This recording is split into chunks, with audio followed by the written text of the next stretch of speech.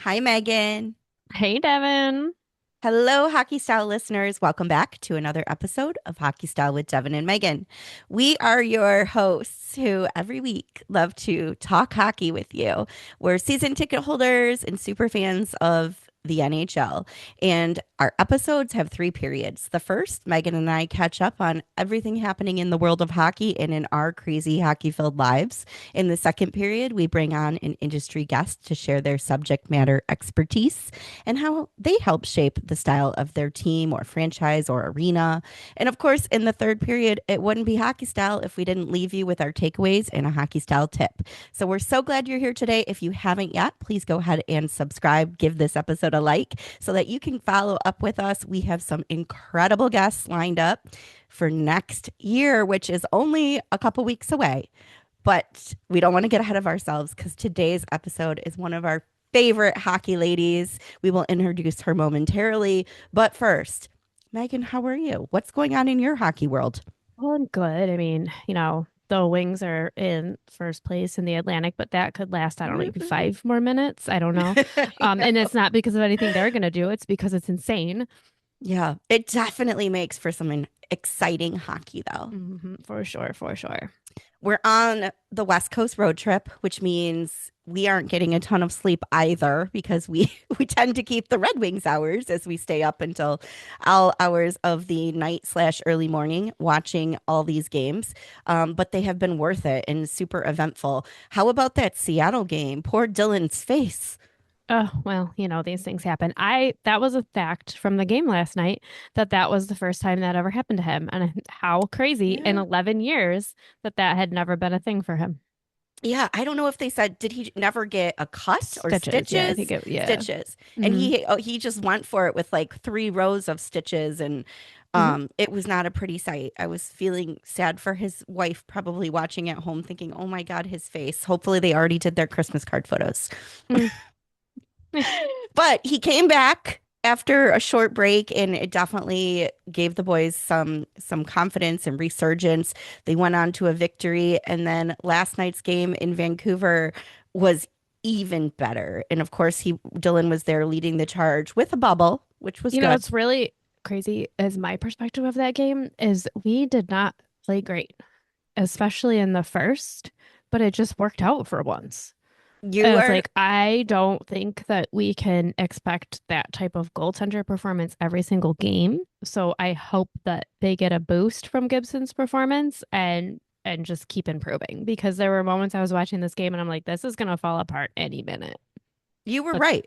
You were right. somehow they pulled it out. I don't know how Vancouver didn't score in the first, Mhm. and it did progressively get better. But yeah, I just was watching it thinking like, oh my gosh, like we cannot put that much on the goaltender every single game and expect to be good. In the words of McClellan, Gibson saved our bacon in the Pretty first. much. He Yeah. loves that saying. Oh yeah. And he did. He did. The second period, we were much stronger. I loved seeing the rookies play. I loved that Casper, I know he's in his sophomore season, but he got into his groove again. It looked like old Oh Marco, and yeah, he got the apple. he had been waiting on that for a while. Was it April 17th was the last time he got an assist? Wild. Yes. Wow. Good job pulling that stat up. I just know it has been a real long time. So I'm very glad that he got that monkey off his back and hopefully it opens the floodgates to much more success because we know Marco has it in him. He's incredible. But ultimately, Gibby got the shutout. So Are congratulations, John you Gibson. casually forcing me into the goalie corner? The goalie room, Megan. You may sit in the corner of the goalie room, but it's still a room. Fine. Okay, we'll make it short. We haven't had a goalie room, Devon's goalie room, in a few episodes. New listeners, you've probably guessed, I do love a good goalie story, but we have to give our flowers to John Gibson because he really did stand on his head in this one. Hopefully, just like with Casper, this is the opening of the floodgates to the performance we know that Gibson has inside. We need more of that. And hopefully the team will support him so he doesn't have to stand so much on his head. But he did deserve to see that 4-0 shutout over the Vancouver Canucks. Also, In our goalie corner, we saw Dennis Hildeby of the Toronto Maple Leafs earn his first NHL shutout, backstopping the Toronto Maple Leafs to a 2-1 2-0 win over the Tampa Bay Lightning. He saw 29 shots faced. And that's impressive because he's been, there consistently while Joseph Wall has sadly been put on injured reserve. Stolars is still out. So Toronto is having a difficult time, but it's nice that they can rely on Hildeby, or as he is lovingly called. The wildebeest. I still love that nickname so much. Well, moving on from the goalies, would you like to introduce our fabulous guest? Oh, thank you for the honor. I certainly would. Without further ado, we are thrilled to welcome on Daniella Bruce. You know and love her as the Detroit Red Wings and Detroit Tigers radio and television broadcast host and reporter. She has some of the best interviews we have heard in the business. She leads with authenticity, charisma, and personality. She really puts her heart and soul into everything that she does. We are thrilled and honored when we travel to say that we're part of the Detroit Red Wings fandom because everybody instantly recognizes our legendary broadcasters, and Daniella has made her name among them. So we are very fortunate she's joining us in the second period. And if I may include one other accolade, she is always so stylish and polished. So I am excited to talk with her about that as well. Great point. This is hockey style. Let's do it.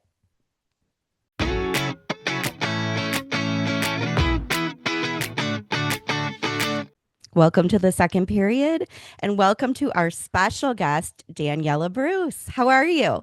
I'm so good, you guys. Thank you for having me. This is exciting. It truly is. Happy holidays. Merry Christmas. Your tree has us feeling festive. It is beautiful. It needed its moment. So this is it. I had to show it off a little bit. Do you have hockey ornaments? I Or are do, those? but they're on a different tree. Don't be mad at me, everybody, okay? I've got the pretty tree and the hockey ornament tree. My husband actually collected hockey ornaments and other sports ornaments when he was a kid. So we have a ton of them. I think I Oh, have a love Steve that. Eiserman, I have a Mario Lemieux. Like they're like little action figure ornaments. Very cool. So my brother was gifted by my mom every single year a Hallmark hockey player ornament. They have Hallmark has a thing for Sidney Crosby, by the way. How many Mhm. does he have, Megan? Like six Sidney Several. Crosbys, and they do one a Several. year. So he had the whole tree, and now he's engaged to my beautiful, incredible co-host Megan, and so they have two full hockey trees in their home. Amazing. I No know. Sidney Crosby's on my tree, though. He can be here, but not on my tree. He Yeah, stays in yours storage. is all Red Wings, right? His is Yeah, NHL, yeah. yours is all Wings. Very cool. Which leads me to my first softball question before we get into the hard-hitting journalism here, Daniela. Totally joking. But you just got married this summer, right? Congratulations. Yeah, so it was February, but Oh, we got okay. married in Jamaica. So it looks like it was a summer wedding. So we did Oh, a destination lovely. in February and it was so much fun. I tell people because there's always a little controversy around destination weddings and everybody that decides to do one deals with it a little bit. But I can't describe how cool it was to have all your friends and family on a vacation in the same place, everybody just like in the best mood possible, because that's what you are when you're at a resort on vacation, right? And Wow. I kept looking around at my wedding going, this is never going to happen again. And this is really, really cool. And it was Oh, like, it was incredible. But yes, that it was a big year for us. We joked about it back in January that we were going to have a big Q1 because we were both starting new jobs and wow. we were getting married. So it was a pretty crazy year for both of us. Wow. You have a lot to celebrate this season. So I was going to ask if you could give any advice to our hockey style bride to be, Megan, as she gets ready to marry my brother. But now I'm worried you're going to tell her to scrap the whole thing and have a destination No, no. wedding. Well, Don't tempt yes, me. I would give that advice, but I know that is not realistic for everybody. So my biggest piece of advice is kind of what I just said, like take your moments throughout the week, the day, all the things leading up, because it can get so hectic that you're kind of running around and taking care of things and like just tell yourself not to worry about the small things. Like I've gotten questions about my bouquets and centerpieces and all that. You guys, I had no idea. I walked into the resort. Wow. It's like I picked kind of the theme I wanted. And I said, do your thing.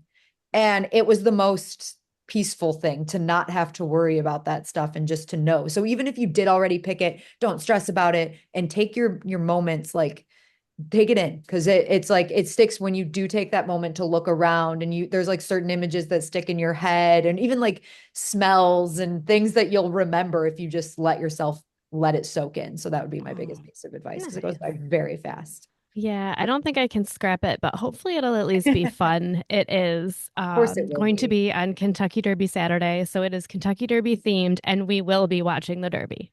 Wait, that's so fun. I love that you yeah. themed it around that. That is so Yes. cool. Everybody Yeah. loves an excuse to dress up for the Derby and it's your Mm, wedding. Oh, I love it. mhm. That's Mhm. incredible. Yeah. It'll be so fun. Yeah. Yeah, but Hopefully, yes. tell her why. It's even cuter. We met and had, kind of our first date on Kentucky Derby, and then we got engaged on Kentucky Derby the next year. So we have a theme going. So I love that. No, this is so cool because listen, our wedding was on the same day we got engaged, and it was never like we didn't really plan it that way in our heads, but when it happened, I got engaged in February of 2023, and then the date just happened to line up on a Saturday, yeah. Oh, 2025. So perfect. we were like, let's do Perfect. it. Oh, I love that. I love that. Well, speaking of a very busy year, and you started off with a bang in Q1, uh, what I think most of our listeners know, but for those out of state or even out of country, Daniela now is covering both the Detroit Red Wings and the Detroit Tigers. And you just work the full year, 365 days. So I wanted to jump in to just kind of first ask you, what drew you to sports broadcasting, and when did you decide like that lifestyle and that path was your destiny? Well, it is cliche. I've always wanted to do this. Like little middle school Daniela wanted to be a sports broadcaster. And of course, there's always those dreams, that the dreams you dream when you're a kid, that you have to like, can this be a reality? You have to start thinking about them a little bit more seriously when you get even into high school nowadays, and even more so in college. High school, I was like, yes, this is what I want to do. I'm going to go to Michigan State and I'm going to do it. And I started questioning it a little bit in college, just because you hear a lot from even professors, and I think they're being honest with you. It's hard. It's a grind. It's not easy to break into the industry, and there's not always a ton of money in it. That doesn't happen right away. So there's all these things that start to scare you, right? So you have to like really step back and say, do I want this? Is this what I want to do? And I remember a specific moment my sophomore year, like just thinking about, do I have what it takes? Number one, I believe I do. And like, can I make this happen? And you have to like kind of make that decision. And that was the moment where I was like, I'm doing it and I'm committing. It's 100% full steam ahead. We're going to make this happen. And I think that was like I said, that was the moment for sure that I decided, but I've always wanted to do it, if that makes sense. I think there were like checkpoints along the way. That's a good way to describe it, right? Because like I said, when you're 12, you want to be a princess, you want to be a sports broadcaster, you want to be a movie star. Like there's these things that just sound unattainable at the time, right? So you have to like do the checkpoints. And that's no knock on people that think they want to do it and don't, because it's not for everybody. And I think that's why those kinds of like moments in life exist. For sure. Yeah, definitely. Mhm. Um, so just touching back on you being involved with both the Wings and the Tigers, how crazy is your schedule and how are you managing it? It's insane, and I didn't manage it well this year. I'll be honest. That's You made it look that's good. the answer. Thank you. I appreciate that. It's fun and I love it, and I love the like go go go aspect of the job. The part that I didn't balance well was like the home life and my friends and my family, and it made it a little bit difficult. But Logan was just brought on board too, and now my schedule will be a little bit lighter because the two of us will split trips, and there will be some other things too. Like right now, he's in Western Canada with the team, and I've got this trip off, which is really, really nice considering how long I went without some time off. So I think it'll get a little bit lighter and it will become a little bit more easy for me to balance. And my bosses are very aware and in favor of work-life balance. So we'll figure out that right mix as we go. But 2025 was a little bit chaotic in a really good way. I think there's no other way I would have wanted would have wanted to been thrown into the new job, if that makes Yeah. sense. Like doing it every day with the Tigers made me so much better. If you go back to March opening day to the final series in Boston, like I improved so much. I got so much more comfortable. And that's because I was doing it every single day. So a Yeah. blessing in disguise sometimes, but I also loved it. So it's an interesting question because I didn't do well with like the home life and friends and family, but I loved the grind of being at Yeah. every day. Yeah. Well, to all of us fans, you're doing great. Yeah. I hope you find your happy balance, but I will. I you will. look great doing it. So, and your roots started in a place that's near and dear to my heart, Go Green. Go Um, white. yes, Daniela was a Michigan State University journalism graduate alumni, and that was really we. Megan and I had the pleasure of hearing you speak at a panel at a sports networking conference recently put on by Kilo and Co. Shout out Amanda and Megan and team. But you so articulately talked about that journey at Michigan State, how it shaped you, and how you overcame a lot of objections early on that allowed you to persevere and continue to build this career for yourself. So, as a Spartan, I would love to hear a little bit about your roots and how that helped Yeah. you get to where you are today. Well, it's funny. It's kind of like what we talked about, just being tested in the moments of like, is this for me? And hearing things Hmm. that you don't really want to hear. Because I remember going through school hearing the way to start in sports broadcasting is to work at a local news station.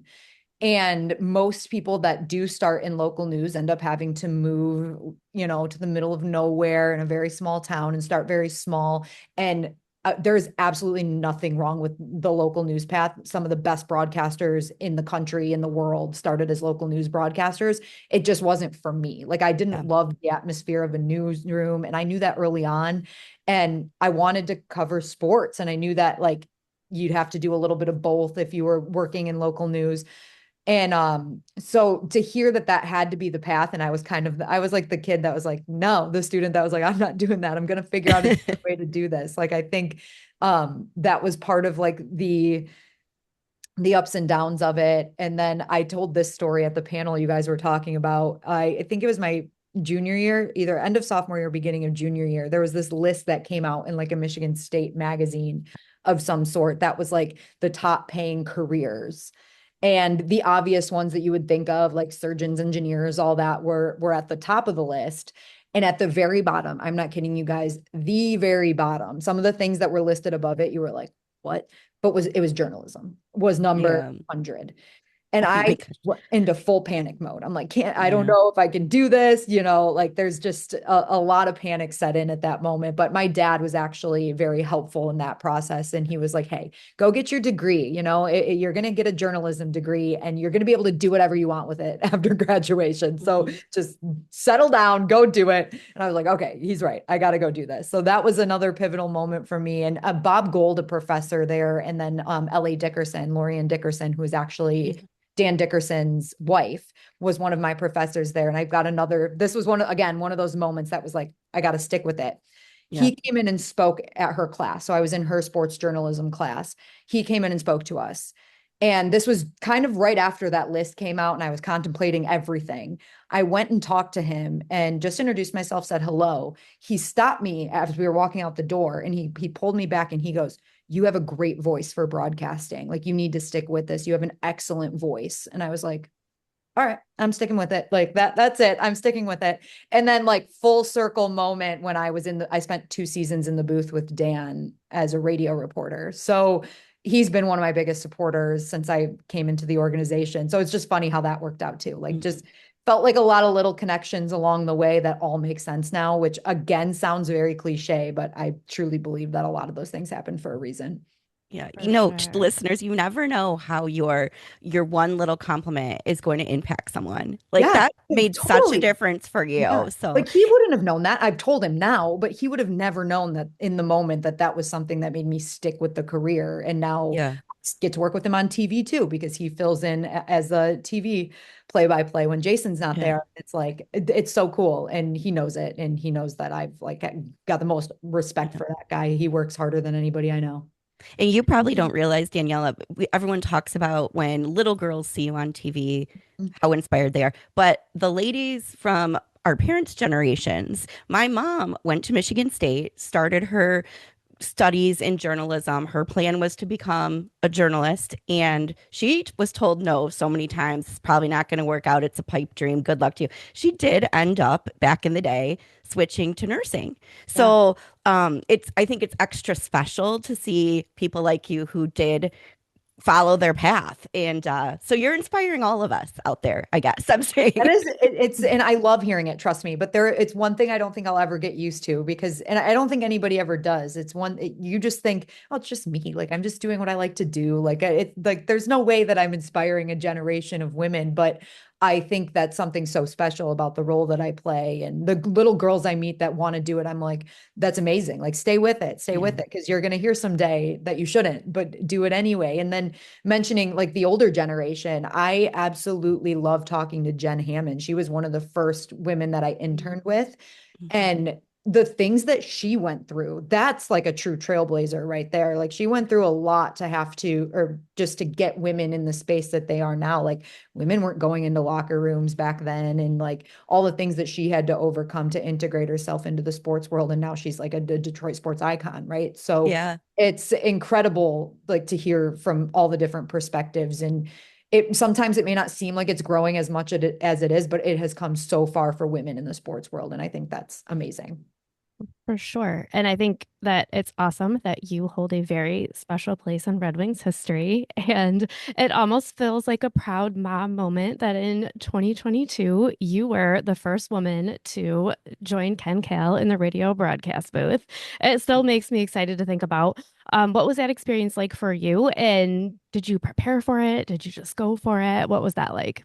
I remember being so nervous when they called me and asked me to do it, but of course I was going to do it. I had worked with Ken on some other projects leading up to that, and Ken deserves so much credit for this. And actually, before we started recording, you guys, we were talking about just how like men have a part in making women apparent and present in sports. And there are so many wonderful men that I work with that boost up all the women that we work with too. And Ken is one of them. That would have never been an opportunity for me if Ken didn't say, well, Daniella can do it. Like she can do it. Like, just call her. She can fill in for a few games. She's got it. And that was like all it took, right? Ken saying that, and they called me, and of course I was going to do it. And I prepped so much for those games. And I mean, the reality of it is it was a West Coast swing that I was filling in for. So it was LA, San Jose, and Anaheim. And we don't see those teams very often, right? No, We only yeah. see them once a year. We don't get to watch them all that often too, because they're on late nights most of the time. So having to go back and prepare for those three teams in particular was actually pretty tough, but it was so much fun. And I would do it again in a heartbeat. If Paul Woods ever needed me to fill in for him, I would do it in a second. And there's something so special about radio. My goal has always been TV, and I'm so glad that I'm doing it now. But radio, I like can't describe it to people because sometimes it can get overlooked in today's world just with the way that technology has expanded and like, but it's an art, number one. Like you have to describe everything to your listeners Yeah. because they can't see it, right? So you have to be able to describe every little thing that's happening. And on top of that, like doing it well. It's crazy what Yeah. to do in radio, and it's so much fun. It's a little bit more chill. It's kind of free flowing, and I enjoyed that experience so much. I give a lot of credit to both our radio guys. I already talked about Dan Dickerson and now Ken Kelt. Like those, our radio broadcasts are great. For sure. For sure. That was a very cool moment, but it really, like you alluded to, is stretching a completely different muscle when you're, in the booth calling the Oh, game versus, interviews or so you have so much experience with interviewing and really building relationships with the players and using that in the content that you share with all of us. How did you manage that? Like, how did you find your unique voice in that space? And how did you yeah. stretch that new muscle differently? I think it's a great question because I get it a lot. Like people ask me if I would ever want to be a full-time color analyst, and honestly, my answer is no. I do think that what having played the game gives you like you have to have some sort of perspective of playing the game at a certain level to be able to break down exactly what's happening, right? And to be able to add a flavor to it. Would I do it on a fill-in basis or like a here and there basis? Of course, but people have to be aware that like my style is going to be completely different from somebody like a Mickey Redmond or even a Yeah. Danny Kaiser who filled in for Paul Woods the other day. Like my perspective is personal to me and what I see and what I've heard and who I've talked to, the relationships I have, and Yeah. not so much exactly what's going on at that specific moment. So Yep. I think like just building that, the confidence to know that over the years was a huge thing. And I've been around the Red Wings now. This is my ninth season, which is crazy to even Wow. say that out loud, almost a decade. But I know a lot of them well. I've built the relationships over the years. And for me, it's about getting to know them on a personal level. Like we all know what their hockey world is like, but what are they like away from the rink? Like what's their family like? Checking in with that. And, I think appreciating those conversations that you have that help you build the trust in the relationships, and that's going to help you with all the hockey content too, right? So I think that's been a huge thing for me, and just treating them like people. And I know that sounds easy and like obviously, but sometimes you treat them like athletes, and that would be the extent of it. But to me, it's always been like find them on a more personal level and get to know them. And they're all great human beings. So getting to know them is fun for me too. We do get great people in Detroit, We have good really. people. We have really good people. We do. For sure. Um, so we are fortunate enough to see the final product every game, and you always look so professional and polished. But what's the prep like? Do you have a game day routine, or, do you plan out outfits ahead of time, or You any guys don't insight? see a lot of my getting ready content because it's chaos. Like I don't have any type of like I do my makeup one way and that's how I know how to do it. And I'm like, great. I've been asked before, like, hey, can you help me do my makeup? I'm like, I promise you don't want that. I have figured out how to make myself look good, but I don't know if I could figure out how to make anybody else look good. And my hair, I do myself. That's always been like that's taken me years to figure out how to do my hair in particular. I wear clip-in extensions when I'm on camera. So learning how to do those has been a process over probably like the whole time that I've been doing this. So probably like 10, 15 years even. I started before then figuring out how to make those blend. The color of my hair, I was blonde for so long and went dark Yeah. eventually. So learning my hair can't take the blonde was part of it, but like all of You and those me things. both. Yeah, like I am just not, I'm really not that good at this stuff, which is why it's like funny that I do a job where I have to be done up 95% of the time. And it's really not quite my thing, but I've found a way to make it work. And I do like clothes, the clothes and fashion part of it, I enjoy. Um, Most of the time I have an outfit picked out. Sometimes I'm just like, I've got a couple go-tos, which I think every girl has, right? Like if you don't know what you're going to wear, there's like a blazer that you're like, okay, I can put something under this and it'll look good with black pants. And so I have a few of those different outfits pulled together, but it's actually been fun, like the challenge of trying to figure out a new outfit for all of the events that I'm working and trying not to buy something new every time. Yeah. It's tough too, right? Like you're like, okay, what can I Uh, use in my closet already and make it look different? Yeah, so that part's fun, but hair and makeup, like I said, you don't get a lot of it from me because I'm like, I have no idea what I'm doing half the time. Yeah. More than never would have guessed that. You always look amazing. thank you. Truly, truly. We would have thought you had a whole team like glam squad with how you come across, but Shannon Hogan actually busted that myth for us. Yeah, So we we don't. know that you'll just make this happen. But I will shout out my team. I do have a little bit of like a makeup, hair, wardrobe budget now.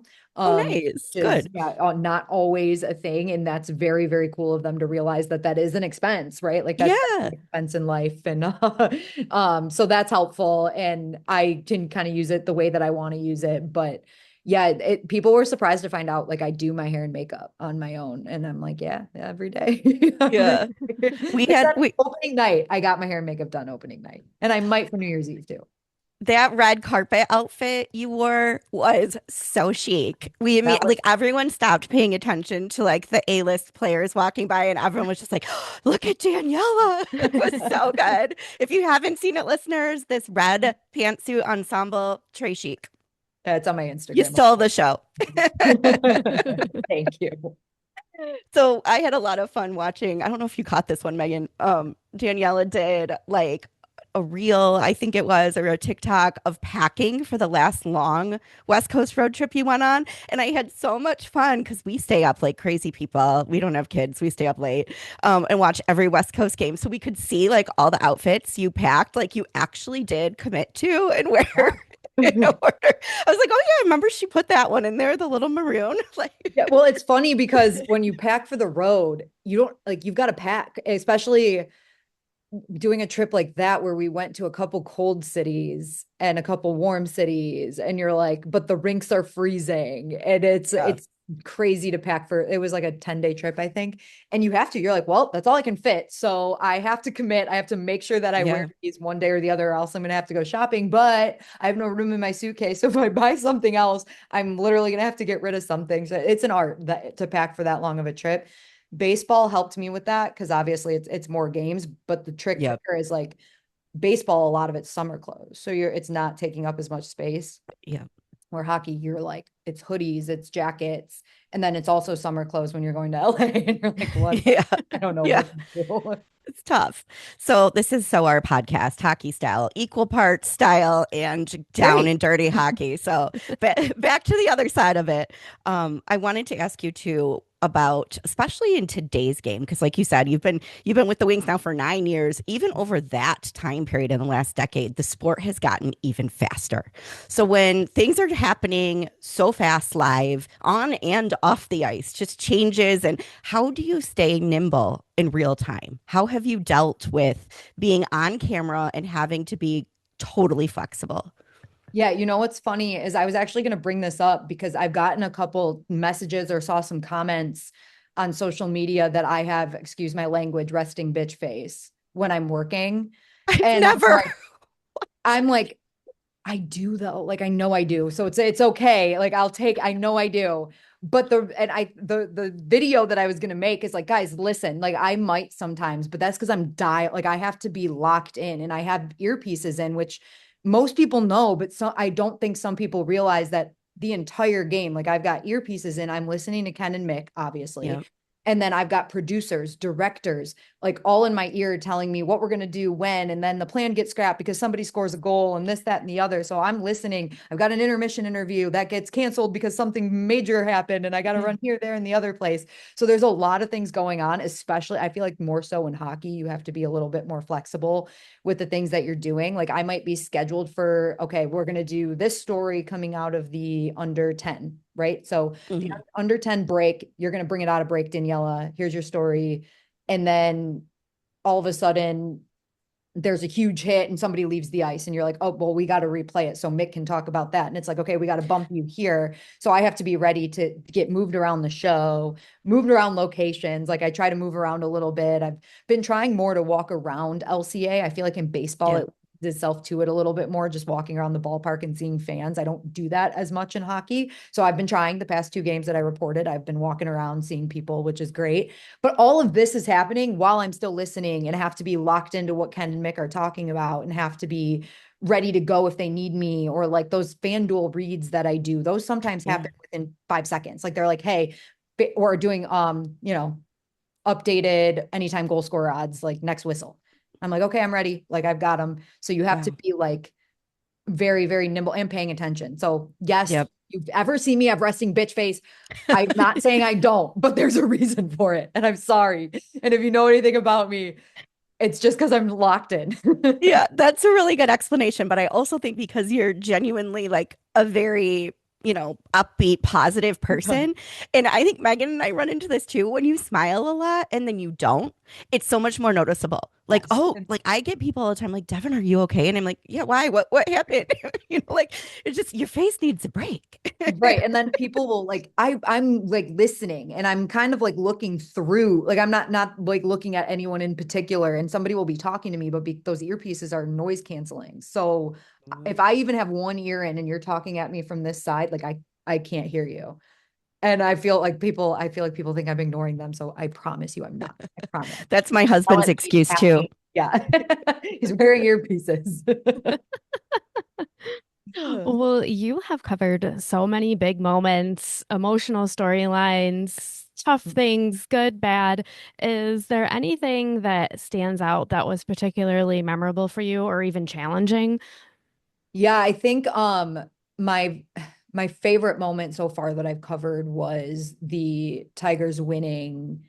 Not even that, like this year's clubhouse was fun. Obviously, it was a different situation on their path to getting to clinching the playoffs, but clinching the playoffs last year in 2024, that was so fun. The entire run was absolutely incredible to be a part of. It felt like big unexpected moment after big unexpected moment, and it was just, and the players are phenomenal, so being around them for that, and AJ Hinch is great, and that was probably my most memorable. And one of my toughest moments, it was on the Red Wings side 2 years ago in Montreal when Oh, the playoffs were literally on the line. It was either going to be us or Washington, and I believe Philly pulled their goalie and yep. Washington scored the empty net goal after we had won. And it was like just such a deflating moment because I genuinely thought that was going to be the year. I'm like, okay, they're going to Yep. do it. They're going to go to the playoffs.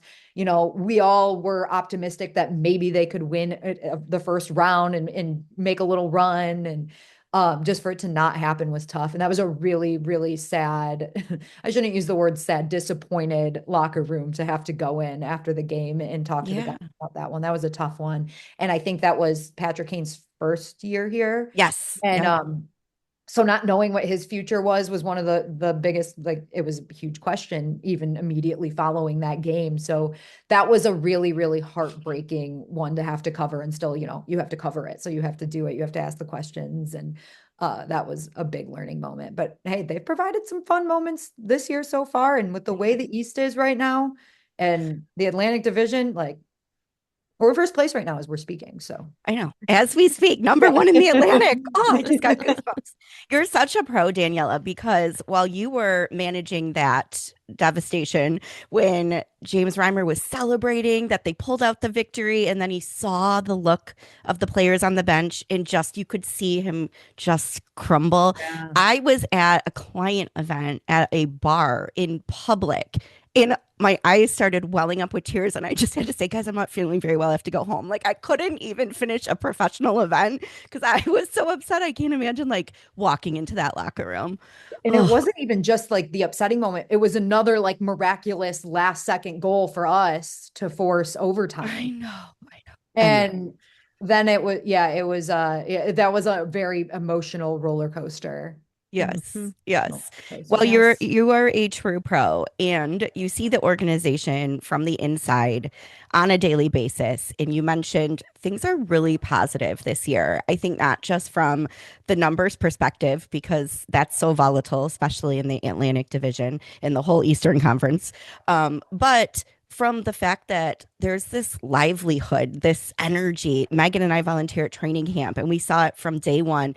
The rookies are so excited to be there that it's contagious, and the vets are feeling the vibes. And the way Kaner gives advice to Casper, and they've got the camaraderie. And you saw Kane just get his 497th goal, and the way the young kids are like punching him in the shoulder. It's just there's good vibes, and I think that speaks to the culture. But we'd love your perspective, living and breathing it, watching practice, seeing them interact around the rink.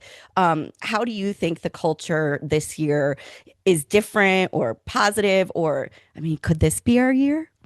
I think a lot of it, like Todd McClellan being here for a full season, he set the tone early. And I think that his message was very clear, and his message remains very clear, as we all know. And the way that he operates practices and the way that he communicates with his players is a little bit different than what we've seen through the past few coaches, which is no knock on them. They were great in getting some of the youth to where they need to be, but Todd kind of feels like the guy that could push them to this Yeah. level that calls them out when they need to be, that gives them love when they need it. And like all of the things that he feels like he's doing is setting the tone for the whole culture of the locker room.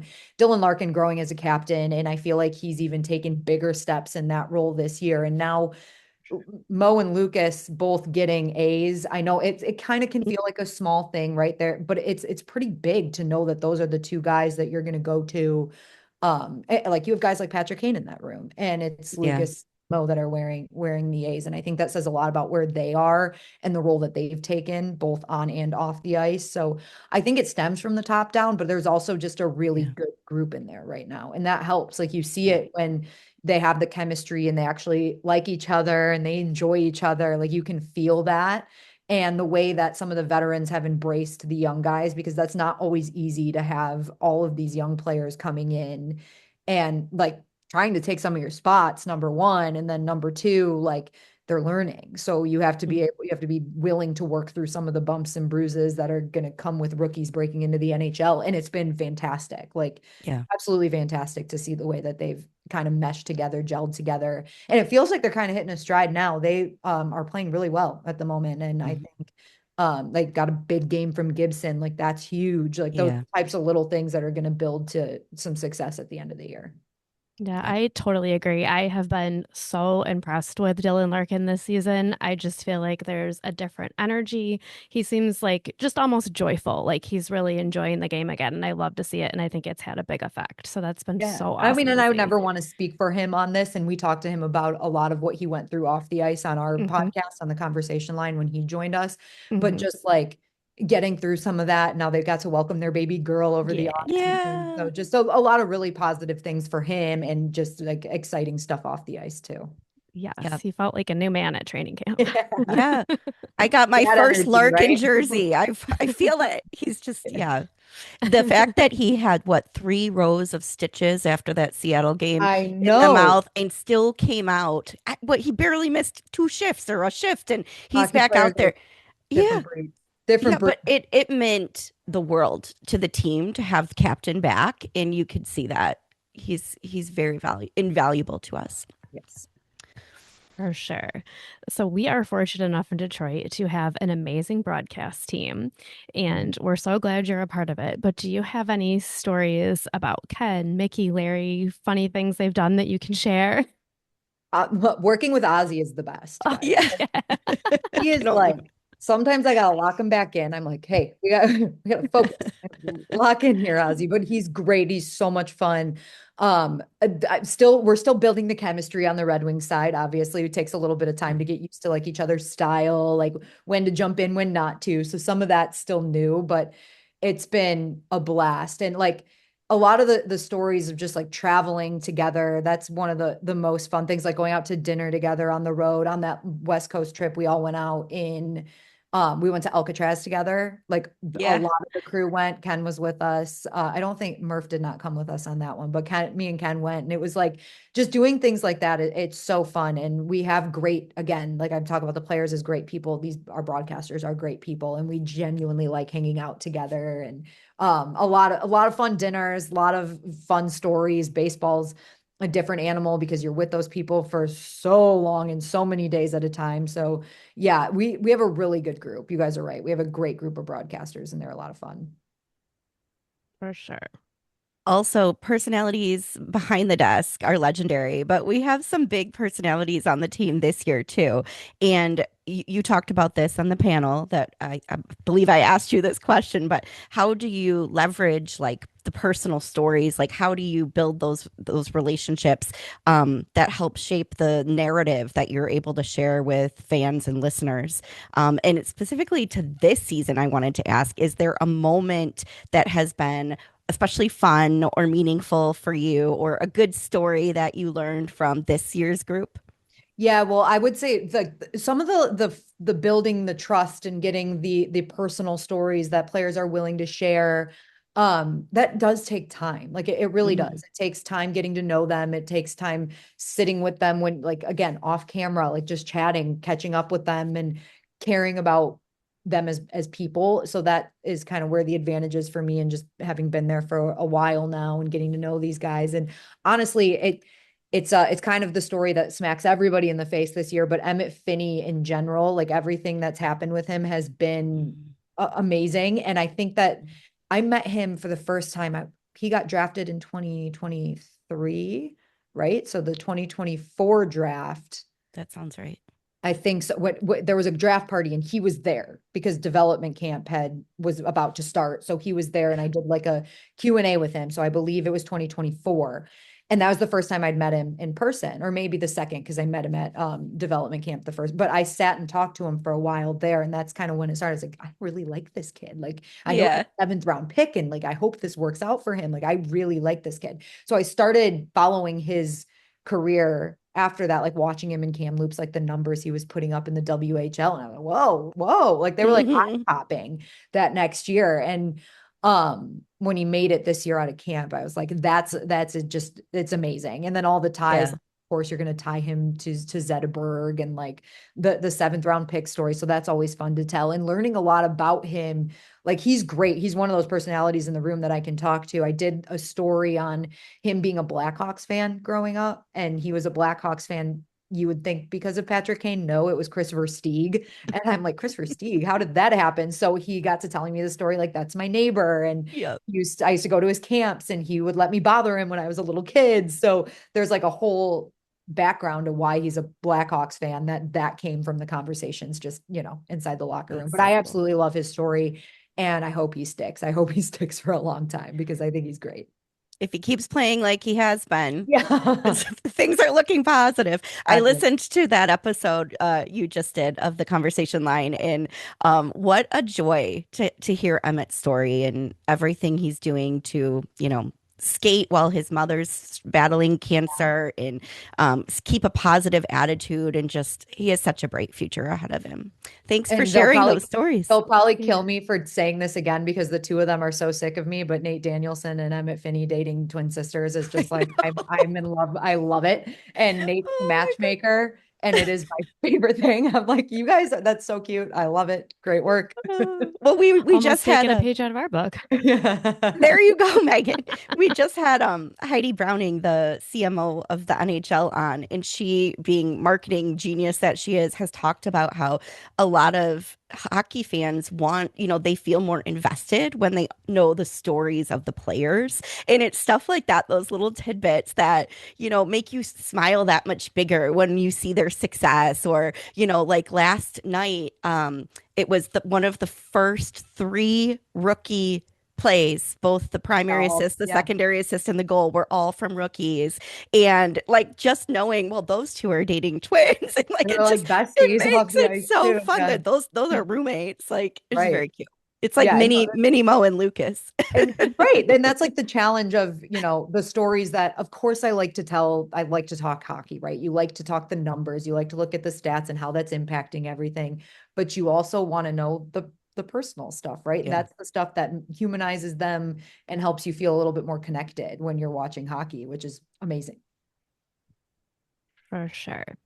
I have been a season ticket holder for a minute, a long and time. I very much miss the show that used to do at intermissions. I do too. How did that come to be, and will they ever bring it back? You've obviously moved on, but will they ever bring it Yes.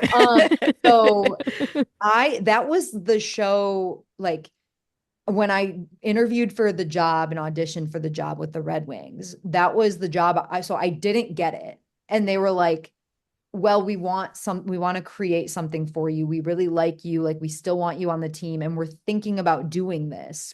Thinking about doing this pregame and intermission show. Do you think you could host it? And at the time, I probably had no credentials to be hosting a live show, but I was like, well, yeah, of course I can do Of course. it. Gonna definitely do it. And it really just grew from there. Like I remember my very first game was opening night at Little Caesars Arena. I started 2017, the year the building opened.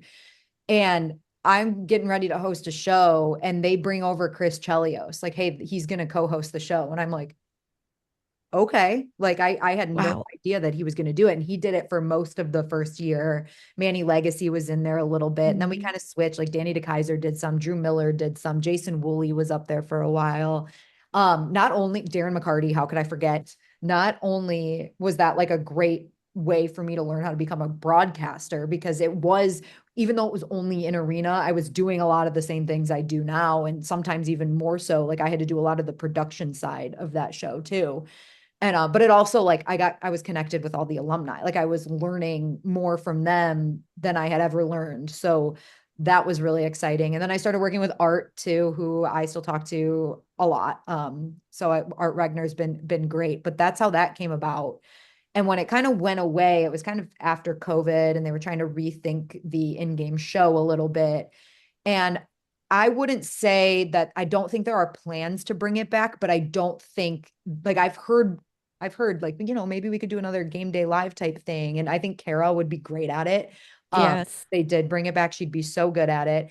And if they make the playoffs, like that's definitely something that they could think about doing in game and maybe for bigger nights, like Sergei Fedorov's retirement night, like things like that. But I thought it would like, I think some fans do miss it. Like you said, I think Oh it yeah. gave you a little something to watch if you were sitting in the bowl. And the other part of it was if you missed anything, like during the game, you got to watch the highlights and see what happened. Yeah, there are times when we're like, where's the replay? It'd be a great time in case we missed Yeah, right. it. Yes. I think they've gotten away from showing a lot of the replays other than goals. Because sometimes I really want to see like a good play. I don't know. Maybe that's just me missing it No, because I'm we've so like noticed it sometimes. leaned We're in. like, hey, Have you? Give us a Yeah. one more replay on time. that one. Yeah. Yeah. I have the broadcast, like, so I'm kind of disconnected from the in-game show. Hmm. And with radio too, like they have the TV broadcast in front of them. So all the replays and stuff that I've seen over the past 4 years have been from the broadcast. So I haven't dialed in as Nice. much as I would have loved to. And our in-game team is so good too. Like that's where I started, and a lot of the same people are still there. And we have a really good crew back there that's running it. So hey, this feedback's I'm hearing it. Let's just say I'm hearing it and I will tell the All right right. people. Good. You know people. I know a few. For sure.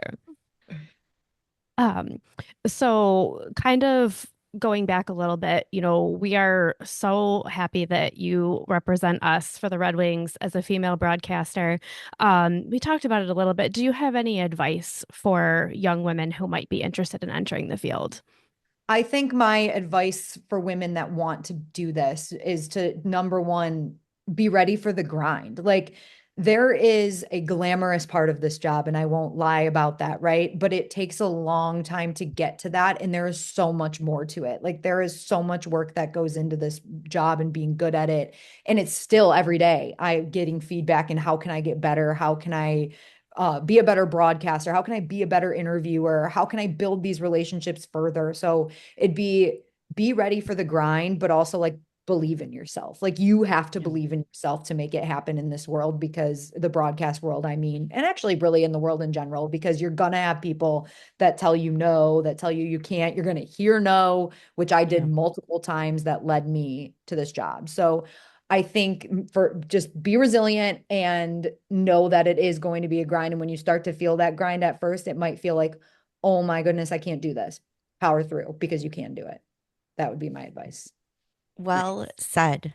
Well said. We loved hearing from you and the other panelists at the Women's Networking event in sports. And I hope we see more of those things Yeah, because really that was our motivation behind this podcast. Not this specific episode, but the whole thing. We just want to meet right. The more whole thing. like-minded super fans who can talk the talk and go deeper than most of the gentlemen in our lives when it comes to sports analysis, but also just love the human aspect and connecting with other women. So we really appreciate that you're part of that community and leading the charge.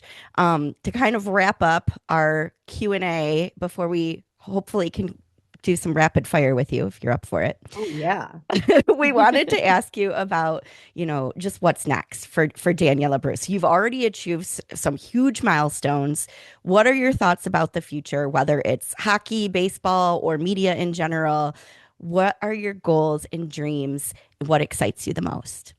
Well, I mean, I have my dream job. Genuinely, I do. If you would have asked the 12-year-old that said she wanted to be a sports broadcaster that actually was idolizing Shannon Hogan at the time growing up when she started doing Fox Sports Detroit at the time, that's what I wanted. I wanted to cover my hometown teams, and I get to do that. So I have the dream job. As far as like, what do I see in terms of growth for my future? Like maybe if there were some national broadcasts, like I don't think I'd want to do it all this, but I like the idea of maybe doing some, right? Or that might Yeah. be the next step for me. But again, like I'm so happy where I'm at. Like my goals right now are to like perfect the craft that I'm in and be really, really good at what I'm doing here in Detroit. And hopefully some bigger opportunities will come in the future. But I'm very happy where I'm at and I love my job. And I love that I get to do some different roles. Like I get to host and report and they're very different. So I enjoy that I get to do some of that. I get to do two sports, which is really, really fun for me. I actually like the fact that like it's not the same thing all the time. A new season gives you new energy and it's really exciting to get to do that twice a year. So I'm really happy where I'm at and I hope for just growth here and we'll see where the future takes us. Well, you've got a lot of people rooting for you. Megan and I can be a little bit, I don't, what's the word, snobbish about Detroit sports. And we're always so proud when we go to a lot of away games, and we're always so proud when we say we're from Detroit and people know our broadcasting team and they're impressed. But when they get to watch you guys, and yeah, it's a shining moment for us when we travel and say we're with the Wings. So thanks for being part of that. Oh, well, thank you. Thank you, ladies. That's Yeah. amazing. All right, Daniela, before we let you go for the evening, we like to do some fun rapid fire questions.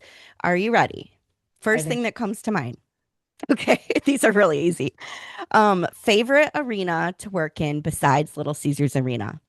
this actually is a tough one, but I Yeah, that really is tough. enjoyed Vegas. That was a very fun Ooh. atmosphere. I Mhm. really did enjoy it, but Montreal is number one. That's Oh, I love going to Montreal. That is one trip I'm always like, I really hope I'm on that one. I enjoy it. There are still some that I haven't been to yet, so maybe the okay. answer changes, but I love going to Montreal.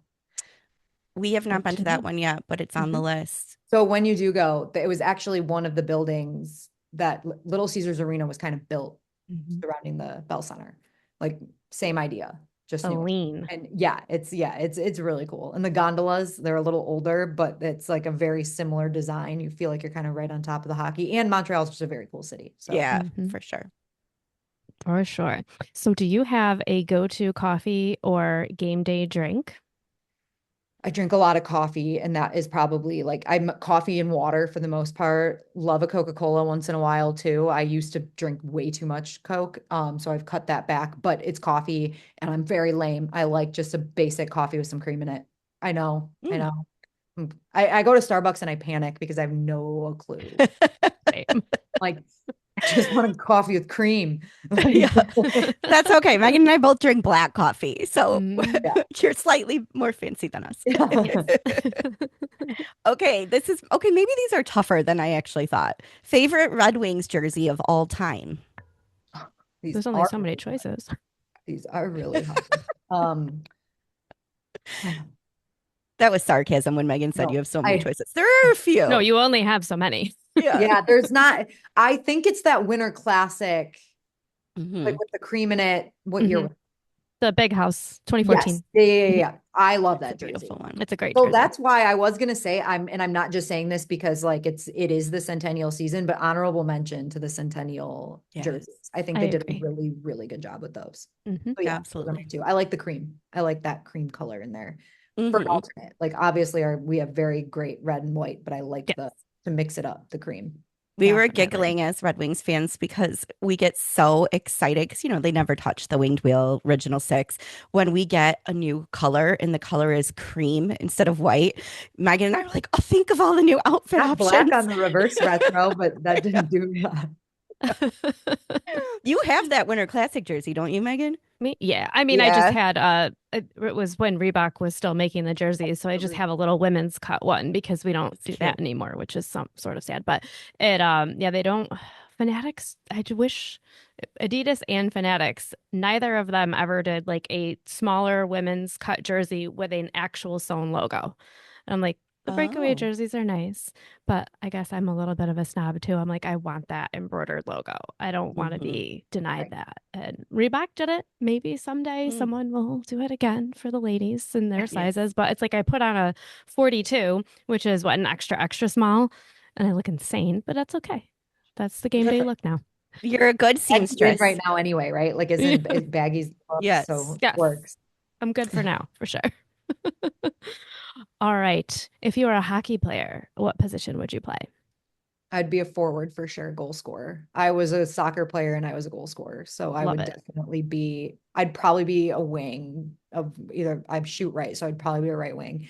I guess I could play either, but I was never a defender. Like I sucked playing defense. I would not be a two-way player. So I would be not desirable in that.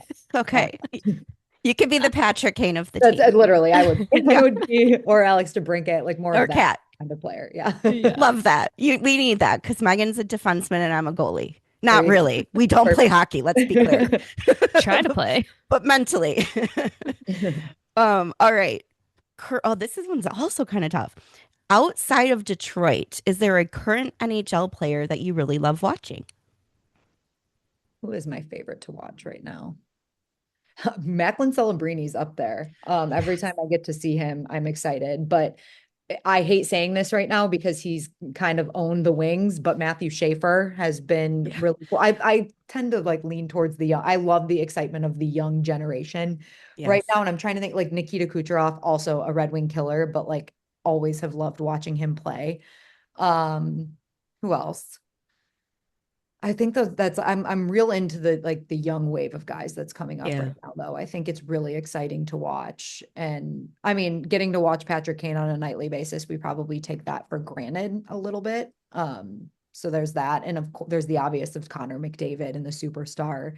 But I enjoy watching like the way Matthew Schaefer plays is really, really cool. I think Quinn Yeah. Hughes is awesome. And I'm not just saying that because his name's been thrown around that he's going to be a Red Wing at some point either. You A said it. blast to watch. He's a blast to Man. watch. He's I don't so know fun. if the price might be a little too high. I don't know. Yeah, It's gonna be a I big don't price. know. Yeah, I don't know. All we can do is speculate and That's write our Christmas lists. Let's be. I love the Hughes brothers. My answer would have been the Hughes brothers. Like it's just so fun.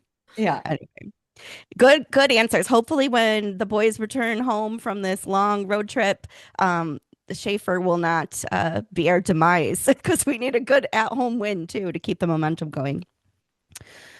Well, I feel like this one's going to be tough. This one wasn't my idea, but what one word best describes your broadcast style? Personable. That I was good. love that. You were Yeah, on that was it. really good. Yeah. But it's something I think a lot about because I feel like you have to try to keep yourself in your broadcasting style. Does that make sense? Like Yes. there's a technical way to do things. There's a way that people like to deliver. There's like styles that you learn, ways you learn to inflect your voice. And some of it like can lose the originality. Mhm. So I try to make it like I want people to know to know me. Like I hope that I come through the screen or my voice sounds like it's me. So that's been a big thing for me. Like still like professional and be good at the job, but also be you. Like that's the biggest thing for me. So you're the same off air as on air. This is really Daniela. Yeah, you get a lot. You get mostly me. Yeah, I think Good. you get a little more time in baseball to like see me like like the poking fun and like all of that. Like that doesn't the time doesn't like allow for it in hockey Yeah. just yet. We'll get there. We'll figure out where we can get that in there. But yeah, I think you get what you see is what you get, and like that's very much me. I put a lot of my own personality, like my true personality, into my work. We love it. All right, last one. It's a fun one, but it might need a little bit of thought. If you had your own hockey team, if you were the Illiches of the team, and you got to choose their victory song, what would it be? Like I was actually just thinking about how much we underutilize Detroit Rock City here. I was just Oh, thinking about this. And you want to know why I was thinking about this because I'm obsessed with Stranger Things right now. And I rewatched the entire show and there was a scene with Detroit Rock City and I was like, we could edit this song to make it like be perfect for a celebration mm, of some sort. And I feel like it was probably overused at one point, which is why it's not used very much anymore. But I feel like we underutilize it here. That's gonna be my answer for right now because I actually sent it to someone. I was like, we should cut this and like use it in some capacity. Like, why do we yeah. not? Brilliant. And I think one of our last social media posts on Instagram, we used Detroit Rock City. So we're on the same page. Yeah. See, like I feel like we underutilize Yeah. that. It was our podcast episode with Trevor. Oh yeah, there you It's go. been in my mind too lately. Funny. Yeah. Maybe it's like the nostalgia of the centennial year and like our passion for Yeah. Detroit. I don't know, but I'm with you. Bring it back. And I really do. I know like Don't Stop Believin' can get like you've heard it a million times. Like maybe people I there's nothing better than hearing it after a win though, if you ask me, and hearing everybody scream Born and Raised in South Detroit, even though it doesn't exist, blah So blah good. blah. Geographically, it does. It's Yeah. there. Whatever. Okay. Well, on that note, I have bad news because usually when we drop a podcast episode and we promote it on Instagram, we use the favorite song as the background. But Trevor just got Detroit Rock City and it wasn't his pick. We didn't get a chance to ask him. I picked it for him. So you can't have it, Daniella. Oh gosh, use something Justin Bieber. I'm a big Okay. believer. You're a So there believer. you go. Perfect. There we go. OG And believer. So you are. On that note, we believe in you, everything you have built in your career. Thanks for never listening to the naysayers because we're so proud that you're our face of the Wings and the Tigers. Sometimes we have to acknowledge there are other sports besides I get it. It's hockey. okay. But That's we're all your right. hockey girls. Hockey So girls, I get come, it. come back and chat with us anytime you want. Good luck this season and let's go Red Wings. Let's go Red Wings. Thank you, ladies. See you later.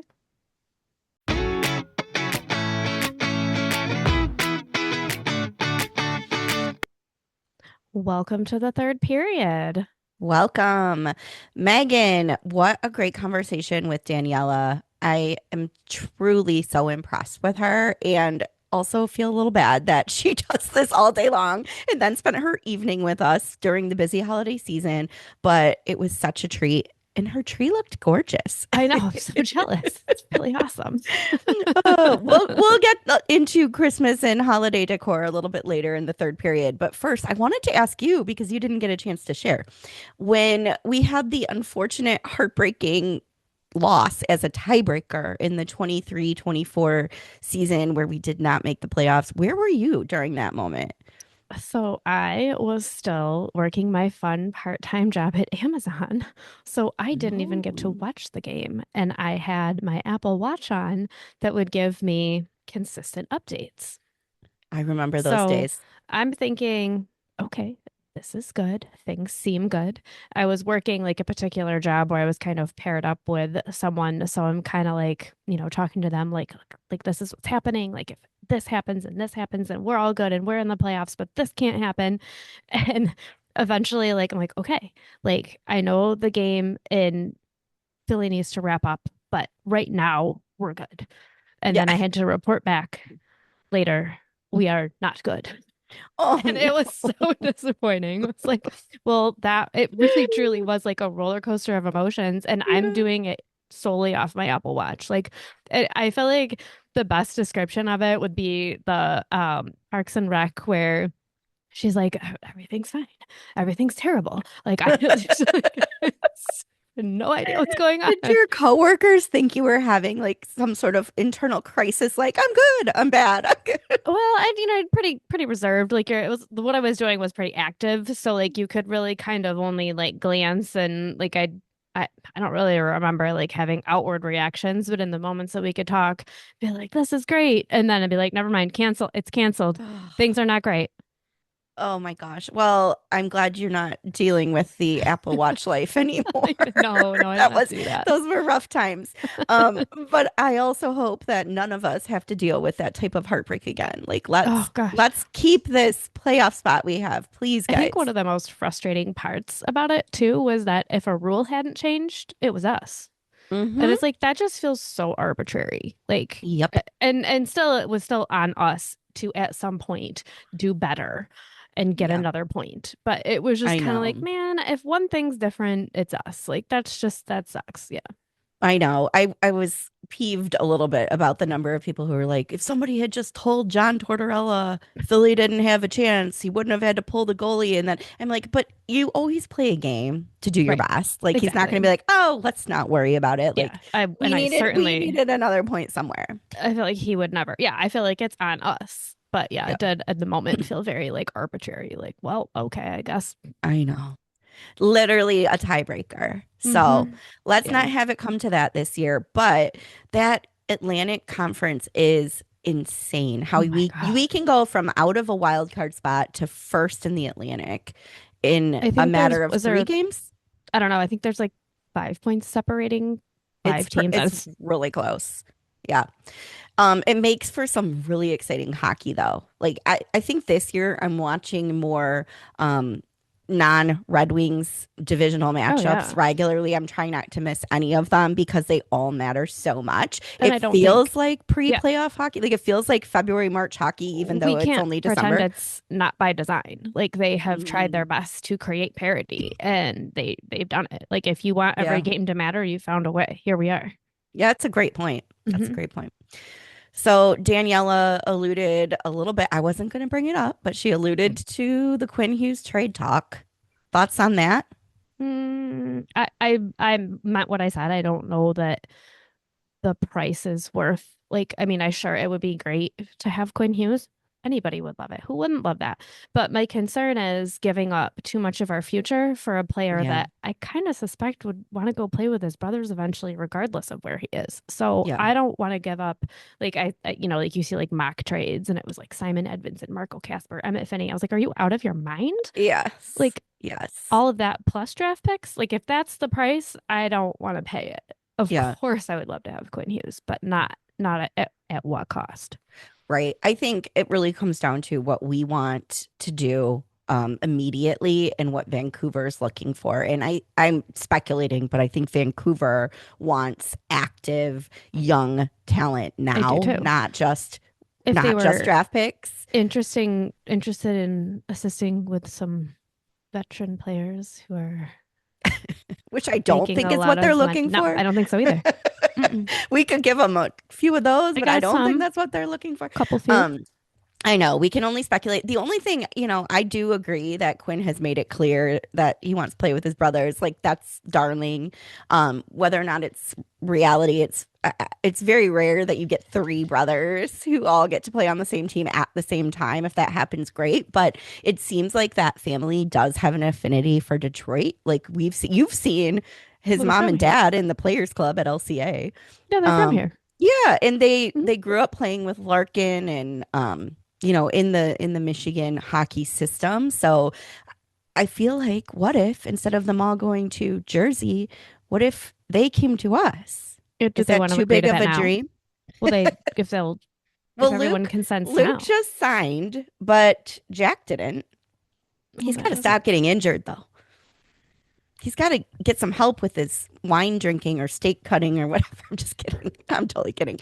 Well, we'll see Poor what guy. happens. It's just honestly, it's more fun than anything to think about this stuff because it's kind of that feeling in my stomach, like when the whispers of Patrick Kane coming to Detroit were a whisper, and we were like, that will never happen. Honestly, it was because it was too good to be true. And so I get excited about the prospect of a superstar talent joining our beloved team, really. Mhm. All I we can guess we'll do, see.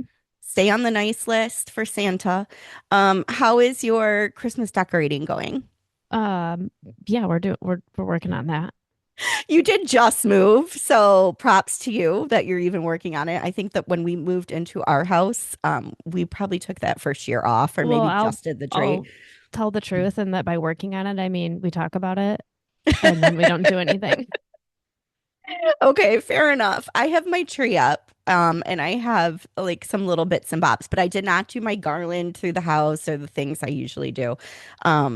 But I do always love talking about hockey in the holidays because most of the teams have put forth some type of Christmas or Hanukkah decor. Now I've seen like decorated nutcrackers and menorahs, so maybe we should use that as today's style tip. What do you think? I think so. I think whether you're crazy like I am and have a full head to toe Red Wings tree, or you just want to incorporate a little something here or there, I think it's a great way to bring hockey into your holiday season, a little festive decor with your team's logo. I've seen your beautiful Red Wings tree. It is remarkable.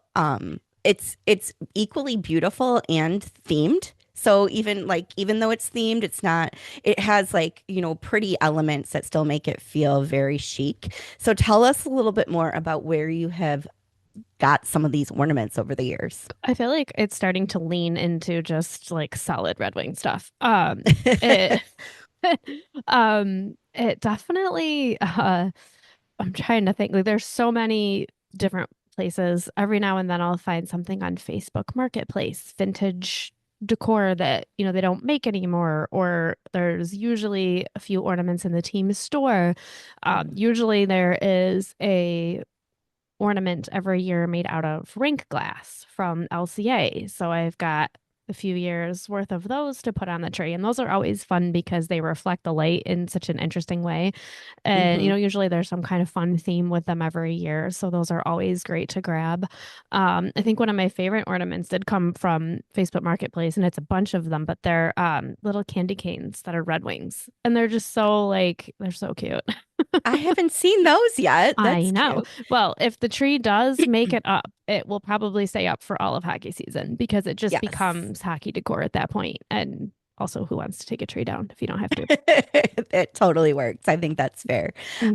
Speaking of candy canes, one of my favorite rink glass ornaments over the past few years, well, must have been the 23-24 season. We had just signed Kane and I don't everyone know. was I think it so was last excited. year. Or was it last year? I Okay. think it was. Okay. They put they featured Patrick Kane and they only do the one a year. And his hockey stick, which was a little cheesy but cute, it was a candy cane. So the theme was candy cane, Kane. We love a good pun. So that one was cute. But my favorite that you helped me find was the set, very special to Detroit because it was a set of three arena glass ornaments. The first being a picture of Olympia, our original arena, then Joe Louis Arena, and the third, Little Caesars Arena. And Olympia and Joe Louis were both made from Joe Louis arena glass, I which think it was was just the Joe the Joe. because there was only so much Joe glass. So the Joe was made out of glass from the Joe. And that was, Very cool. very limited run. If they come out again, it will probably all just be LCA glass. But yeah. Yes, which is still cool, but I love Oh, having God. that Yeah, piece. Yes. for sure. I don't have the full Red Wings tree, but I do have a mini Red Wings tree just for some special pieces. But my all-time favorite is I love the Nutcracker. Grew up dancing in the Nutcracker, so it's my Red Wings Nutcracker that goes out in our study. You're And I making me want think to go decorate again. I know. I think that now that we've had this conversation, we will definitely have to share some of this on Instagram so everybody can check it out. Awesome. Follow us if you haven't yet at Hockey Style Podcast on Instagram, and we will share those holiday pictures. Comment below if you incorporate your favorite NHL team into your holiday decor and how, because we're always looking for good ideas. And I hope that we'll see you back after the holidays. We're going to take a little holiday break, huh? We're gonna try. Yeah, gotta unpack someday, right? I mean, Megan needs to unpack, plan a wedding, possibly get the tree up. So, when should we return? How about I New don't know. I Year's don't think Day? we should. I don't think we should commit to anything. Okay, No. we'll see you next year, listeners. No, I'm just kidding. No, I think the plan as of now, we'll keep you updated on Instagram. Will be a little 2 week hiatus, so we hope that you all can go and enjoy the holidays with your loved ones, your family, friends, and hockey fans. Watch as much hockey as possible and not worry about anything stressful. Just fun and hockey. Keep in touch with us over social media. And if you haven't yet, we don't want you to miss when we return because as of right now, we have one of the most legendary guests in hockey lined up Mhm, as our first guest of 2026. mhm. I can't say the name because every time we do, something happens. But let's just put it this way. This is our New Year's surprise, and you will not want to miss it. So go ahead and subscribe, give this episode a like, and we'll see you in the new year. Happy holidays. See you later.